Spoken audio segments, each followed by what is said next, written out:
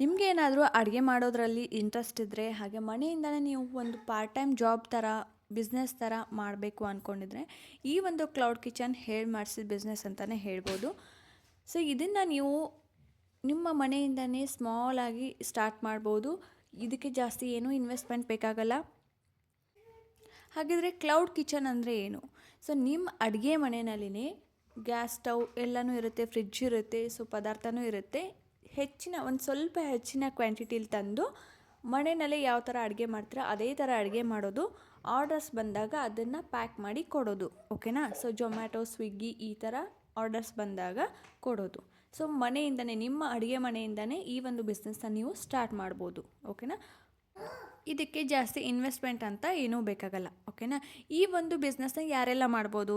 So ಮನೇಲಿರೋ house ವೈಫ್ಗಳು ಮಾಡ್ಬೋದು, students ಕೂಡ ಮಾಡ್ಬೋದು, ಹಾಗೆ ವರ್ಕಿಂಗ್ ಪೀಪಲ್. ನೀವೇನಾದರೂ ವರ್ಕ್ ಮಾಡ್ತಾ ಇದ್ದೀರಾ, ಫ್ಯಾಷನ್ ಆಗಿ ನಾನು ಈವ್ನಿಂಗಲ್ಲಿ ಫ್ರೀ ಇರ್ತೀನಿ, ನಾನು ಆವಾಗ ಮಾಡ್ತೀನಿ ಅಂದರೆ ನೀವು ಒಂದು 2 ಅವರ್ಸು 4 ಅವರ್ಸು 6ರಿಂದ 9 ಗಂಟೆ 10 ಗಂಟೆ, ಇಲ್ಲಾಂದರೆ ಬೆಳಿಗ್ಗೆ ನೀವು 8 ಗಂಟೆಯಿಂದ 11 ಗಂಟೆವರೆಗೂ ಈ ಥರ ನೀವು ಟೈಮ್ ಫಿಕ್ಸ್ ಮಾಡ್ಕೊಂಡು ಆವಾಗ ನಿಮ್ಮ ಒಂದು ಕ್ಲೌಡ್ ಕಿಚನ್ನ ಓಪನ್ ಮಾಡಿಕೊಂಡು ಅಷ್ಟರಲ್ಲಿ ಆ ಒಂದು ಪೀರಿಯಡಲ್ಲಿ ನೀವು ಬಿಸ್ನೆಸ್ನ ಮಾಡ್ಬೋದು.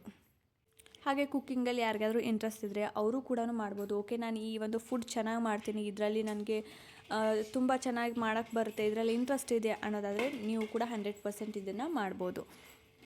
ಆ್ಯಂಡ್ ಇದನ್ನು ಮಾಡೋಕ್ಕೆ ಏನೇನೆಲ್ಲ ಬೇಕು ಅಂದರೆ, ಸೊ ಏನೂ ಬೇಡ, ಗ್ಯಾಸ್ ಸ್ಟವ್ ಅಂತೂ ಮನೆಯಲ್ಲೇ ಇರುತ್ತೆ, ಮಿಕ್ಸಿ, ಫ್ರಿಡ್ಜು ಎಲ್ಲ ಅಡುಗೆಗೆ ಏನೇನು ಬೇಕು ಎಲ್ಲ ಕೂಡ ಮನೆಯಲ್ಲಿರುತ್ತೆ.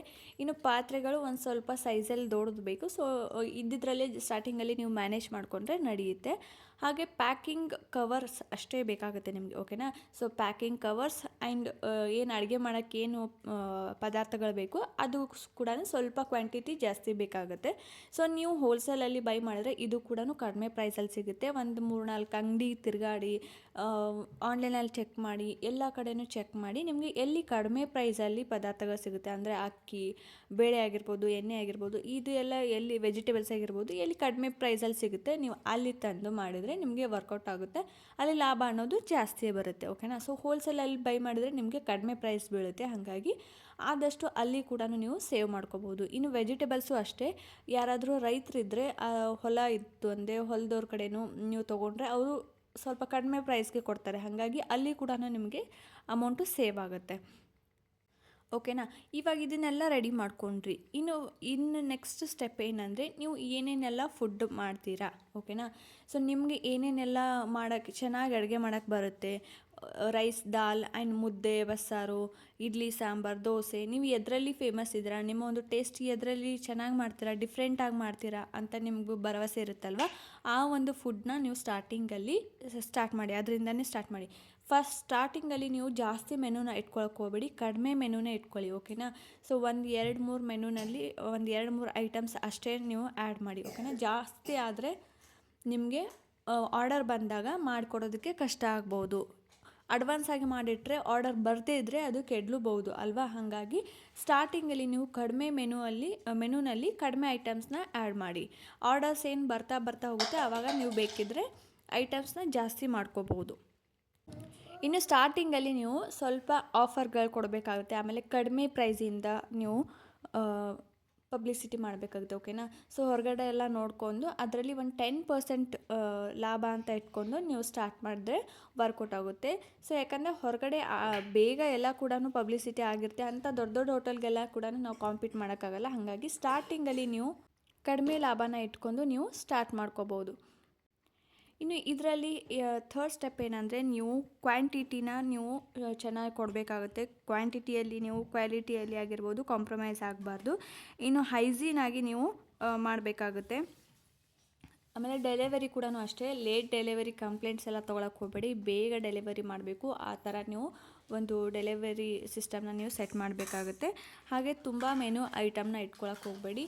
ಆದಷ್ಟು ಪ್ಯಾಕಿಂಗ್ ಐಟಮ್ಸ್ ಏನಿರುತ್ತೆ ಅದು ಕೂಡ ಅಷ್ಟೇ ಚೆನ್ನಾಗಿ ಅಟ್ರಾಕ್ಟಿವ್ ಆಗಿ ಮಾಡೋಕ್ಕೆ ಟ್ರೈ ಮಾಡಿ. ಇನ್ನು ನೀವು ಮೆನು ಕಾರ್ಡ್ ಎಲ್ಲ ಆಯಿತು, ಎಲ್ಲ ಸೆಟ್ ಮಾಡಿದ್ರಿ. ಇನ್ನು ಡೆಲಿವರಿ ಯಾವ ಥರ ಅಂದರೆ ಝೊಮ್ಯಾಟೋಲಿ, ಸ್ವಿಗ್ಗಿಲಿ ಮಾಡಬೇಕು. ಸೊ ಇದನ್ನು ಯಾವ ಥರ ಡೆಲಿವರಿ ಆರ್ಡರ್ಸ್ನ ನಾವು ಯಾವ ಥರ ತೊಗೊಳ್ಳೋದು ಅಂತ ಹೇಳ್ಬಿಟ್ಟು ನೆಕ್ಸ್ಟ್ ವೀಡಿಯೋದಲ್ಲಿ ತಿಳಿಸ್ಕೊಡ್ತೀನಿ. ಓಕೆನಾ? ಅಲ್ಲೇ ಈ ವಿಡಿಯೋದಲ್ಲಿ ಜಸ್ಟ್ ಕ್ಲೌಡ್ ಕಿಚನ್ ಅಂದರೆ ಏನು, ಹೇಗೆ ಸ್ಟಾರ್ಟ್ ಮಾಡಬೇಕು, ಮೆನು ಹೇಗೆ ತಯಾರು ಮಾಡಬೇಕು, ಸೊ ಇದನ್ನು ನಾವು ಅಷ್ಟೇ ಈ ಒಂದು ವಿಡಿಯೋದಲ್ಲಿ ಹೇಳ್ತಾ ಇದ್ದೀನಿ. ಸೊ ನೀವು ಏನೇನೆಲ್ಲ ಐಟಮ್ಸ ಮಾಡ್ತೀರಾ ಅದನ್ನು ನೀವು ಈ ಥರ ಒಂದು ಮೆನುನ ಮಾಡಿ ಇಟ್ಕೋಬೇಕಾಗುತ್ತೆ. ಸೊ ಅಲ್ಲಿ ರೇಟ್ ಸೆಟ್ ಮಾಡಿ ಮೆನು ಕಾರ್ಡ್ನ ಈ ಥರ ಮಾಡಿ ಇಟ್ಕೋಬೇಕಾಗುತ್ತೆ. ಸೊ ಎಲ್ಲ ಸೆಟ್ ಆದಮೇಲೆ ನೀವು ಸ್ವಿಗ್ಗಿ ಆ್ಯಂಡ್ ಈ ಒಂದು ಆನ್ಲೈನ್ ಆರ್ಡರ್ಸ್ನ ನೀವು ತೊಗೋಬೇಕಂದ್ರೆ ಮೇಯ್ನಾಗಿ ನೀವು ಫುಡ್ ಸರ್ಟಿಫಿಕೇಟ್ನ ಲೈಸೆನ್ಸ್ನ ತೊಗೋಬೇಕಾಗುತ್ತೆ. ಓಕೆನಾ, FSSAI ನೀವು ಸರ್ಟಿಫಿಕೇಟ್ ಲೈಸೆನ್ಸ್ನ ತೊಗೋಬೇಕಾಗುತ್ತೆ, ಫುಡ್ ಲೈಸೆನ್ಸ್. ಓಕೆನಾ, ಸೊ ಇದನ್ನು ಯಾವ ಥರ ತೊಗೊಳ್ಳೋದು ಅಂತ ಹೇಳ್ಬಿಟ್ಟು ನೆಕ್ಸ್ಟ್ ವೀಡಿಯೋದಲ್ಲಿ ಕಂಪ್ಲೀಟಾಗಿ ತಿಳಿಸ್ಕೊಡ್ತೀನಿ. ಡಾಕ್ಯುಮೆಂಟ್ ಏನೇನು ಬೇಕು, ಎಷ್ಟು ದಿನಕ್ಕೆ ಈ ಒಂದು ಲೈಸೆನ್ಸ್ ನಿಮ್ಗೆ ಸಿಗುತ್ತೆ, ಹಾಗಾಗಿ ಅದೆಲ್ಲ ಕೂಡ ಬೇರೆ ಒಂದು ವಿಡಿಯೋ ಮಾಡಿ ಹಾಕ್ತೀನಿ. ಓಕೆನಾ, ಸೊ ಈ ಒಂದು ವಿಡಿಯೋದಲ್ಲಿ ಜಸ್ಟ್ ಇದನ್ನಷ್ಟೇ ತಿಳಿಸ್ಕೊಡ್ತಾ ಇದ್ದೀನಿ. ಮೆನು ಕಾರ್ಡು ಈ ಥರ ಇರಬೇಕು. ಓಕೆನಾ, ಸೊ ನೀವು ಬ್ರೇಕ್ಫಾಸ್ಟ್, ಲಂಚ್, ಏನು ಸ್ನ್ಯಾಕ್ಸ್, ನೀವು ಏನೇನು ಮಾಡ್ತೀರಾ ಈ ಥರ ಒಂದು ಸಿಂಪಲ್ಲಾಗಿ ಮೆನು ಕಾರ್ಡ್ನ ರೆಡಿ ಮಾಡ್ಕೋಬೇಕಾಗುತ್ತೆ. ನಾನು ಆಗಲೇ ಹೇಳಿದಾಗೆ ಕಡಿಮೆ ಮೆನು ಕಾರ್ಡಲ್ಲಿ ಕಡಿಮೆ ಒಂದು ಐಟಮ್ಸ್ನ ನೀವು ಆ್ಯಡ್ ಮಾಡಿ ಸ್ಟಾರ್ಟಿಂಗಲ್ಲಿ, ಯಾಕಂದರೆ ಆರ್ಡರ್ಸ್ ಬಂದಾಗ ನೀವು ಬೇಗ ಅಂದರೆ 15 ಮಿನಿಟ್ಸಲ್ಲಿ ನೀವು ಮಾಡಿ ಕೊಡಬೇಕು, ರೆಡಿ ಮಾಡಿ ಪ್ಯಾಕ್ ಮಾಡಿ ಕೊಡಬೇಕು. ಆ ಥರ ನೀವು ರೆಡಿ ಇಟ್ಕೋಬೇಕಾಗುತ್ತೆ. ಇವಾಗ ಇನ್ ಕೇಸ್ ಇವಾಗ ಇಡ್ಲಿ ಅಂತ ತಿಳ್ಕೊಳ್ಳಿ, ಇಡ್ಲಿ ಇವಾಗ ಆರ್ಡರ್ ಬಂತು ಅಂದರೆ 15 ನಿಮಿಷದಲ್ಲಿ ನೀವು ಸ್ಟೀಮ್ ಮಾಡಿ ಎಲ್ಲ ಮಾಡಿ ಕೊಡಬೇಕಂದ್ರೆ ಅದಕ್ಕೆ ಎಲ್ಲ ಹಿಂದಿನ ಪ್ರಿಪ್ರೇಷನ್ ನೀವು ಮಾಡ್ಕೊಂಡಿರ್ಬೇಕಾಗುತ್ತೆ. ಇಡ್ಲಿ ಬ್ಯಾಟರ್ ಆಗಿರ್ಬೋದು, ದೋಸೆ ಬ್ಯಾಟರ್ ಆಗಿರ್ಬೋದು, ಹಿಂದಿನ ದಿನವೇ ನೀವು ರೆಡಿ ಮಾಡಿ ಇಟ್ಕೋಬೇಕಾಗುತ್ತೆ. ಹಾಗಾಗಿ ಆ ಅಂದಾಜಲ್ಲಿ ನೀವು ಐಟಮ್ಸ್ನ ರೆಡಿ ಮಾಡಿ ಈ ಒಂದು ಏನಿರುತ್ತಲ್ವ ಮೆನು ಕಾರ್ಡಲ್ಲಿ ಆ್ಯಡ್ ಮಾಡ್ಕೊಳ್ಳಿ. ಆ್ಯಂಡ್ ಪ್ಯಾಕಿಂಗ್ ಐಟಮ್ಸು ಅಷ್ಟೇ, ನೀವು ಎಲ್ಲ ಕಡೆಯೂ ಚೆಕ್ ಮಾಡಿ, ಆನ್ಲೈನಲ್ಲಿ ಆಗಿರ್ಬೋದು ಅಥವಾ ಸುತ್ತಮುತ್ತ ಶಾಪಲ್ಲಾಗಿರ್ಬೋದು, ಹೋಲ್ಸೇಲಲ್ಲಿ ಆಗಿರ್ಬೋದು, ನಿಮಗೆ ಯಾವ ಥರ ರೇಟ್ ಬೀಳುತ್ತೆ.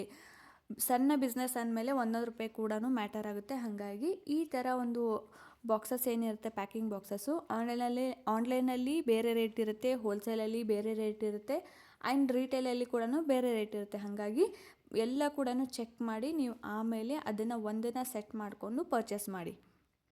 ಸೊ ಈ ಒಂದು ವಿಡಿಯೋದಲ್ಲಿ ಕ್ಲೌಡ್ ಕಿಚನ್ ಅಂದರೆ ಏನು, ಇದನ್ನು ಯಾರ್ಯಾರೆಲ್ಲ ಮಾಡ್ಬೋದು, ಹೇಗೆ ಮೆನು ಕಾರ್ಡ್ನ ಸೆಟ್ ಮಾಡೋದು, ಐಟಮ್ಸ್ ಹೇಗೆ ಮಾಡೋದು, ಸೊ ಪ್ರತಿಯೊಂದನ್ನು ಈ ಒಂದು ವಿಡಿಯೋದಲ್ಲಿ ತಿಳಿಸ್ಕೊಟ್ಟಿದ್ದೀನಿ. ಇನ್ನು ನೆಕ್ಸ್ಟ್ ಸ್ಟೆಪ್ಪಲ್ಲಿ ನಾನು ಆರ್ಡರ್ಸ್ ಹೇಗೆ ಬರುತ್ತೆ, ಸ್ವಿಗ್ಗಿ ಜೊಮ್ಯಾಟೋಗೆ ನಾವು ಯಾವ ರೀತಿ ಕಾಂಟ್ಯಾಕ್ಟ್ ಮಾಡೋದು, ಅದರಿಂದ ನಾವು ಯಾವ ರೀತಿ ಆರ್ಡರ್ಸ್ನ ತೊಗೊಳ್ಳೋದು, ಸೊ ಪ್ರತಿಯೊಂದನ್ನು ನೆಕ್ಸ್ಟು ವಿಡಿಯೋದಲ್ಲಿ ತಿಳಿಸ್ಕೊಡ್ತೀನಿ. ಸೊ ಕಾಯ್ತಾ ಇರಿ. ಚಾನಲ್ನ ಸಬ್ಸ್ಕ್ರೈಬ್ ಮಾಡ್ಕೊಳ್ಳಿ, ವಿಡಿಯೋ ಇಷ್ಟ ಆದರೆ ಲೈಕ್ ಮಾಡಿ. Thank you.